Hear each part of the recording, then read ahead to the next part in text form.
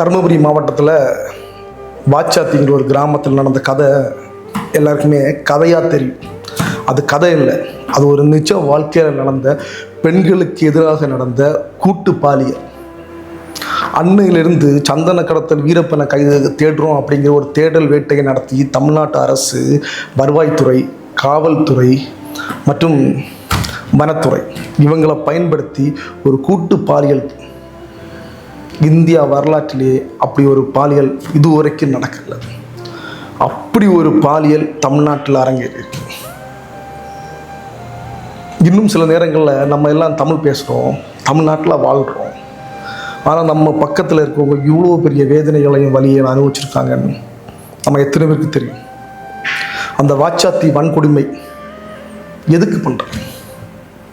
தான் ஒரு அதிகாரியாக வரான் அப்படின்னா அவன் எவ்வளோ கஷ்டப்பட்டு அந்த அதிகாரியாக வருவான்.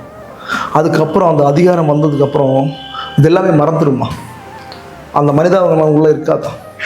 அப்படியே நெஞ்சு எடுத்துகிட்டு உள்ளே வந்து சல்லி செங்கல் சிமெண்ட் வச்சு அடைச்சிருவீங்களா?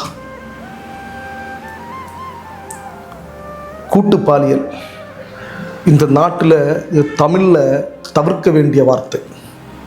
அந்த வார்த்தை இன்னைக்கு தமிழ்நாட்டில் அத்தனை பேருடைய காதலை கேட்ட போகிற கூட, சரி உனக்கு வந்துச்சு, அது இப்போ என்ன, உனக்கிட்ட தானே வந்துச்சு, எனக்கு வரல இல்லை, அந்த மனத்தன்மை ஏன் இன்னும் நம்மக்கிட்ட நிறைய பேர் இருக்கு. இந்த நாடு வந்து கொஞ்சம் வித்தியாசமான நாடு. இங்கே இருக்கக்கூடிய மக்கள் வந்து வித்தியாசமான மனநிலையில் இருக்காங்க.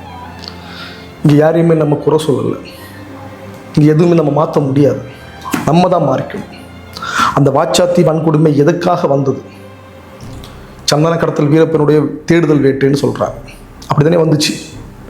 ஆனால் அந்த கிட்டத்தட்ட 30 வருஷம் தாண்டியாச்சு, 34 வருஷம் விட்டாது. அன்னைக்கு பண்ணாங்கள்ல அந்த கூட்டு பாலியல், அந்த பொண்களெல்லாம் வச்சு இது பண்ணாங்கள்ல, அவங்க வீடுகளை இன்றைக்கி நீங்கள் தருமபுரி மாவட்டத்து பக்கத்தில் வாச்சாத்தில் போய் பாருங்களேன், இன்னும் சின்ன சின்ன குடிசையாக தான் இருக்குது. அவங்க உண்மையிலேயே அந்த சந்தன கடத்தலை பண்ணியிருந்தாங்கன்னா இன்றைக்கி அவங்கெல்லாம் கோடீஸ்வரனாக இருந்திருப்பாங்கல்ல. கொஞ்சம் சிந்திக்கணும்ல. நம்ம தான் மாறிக்கணும், யாருமே மாற மாட்டாங்க. மாற்றம் நம்மளிருந்து உருவாக வேண்டும்.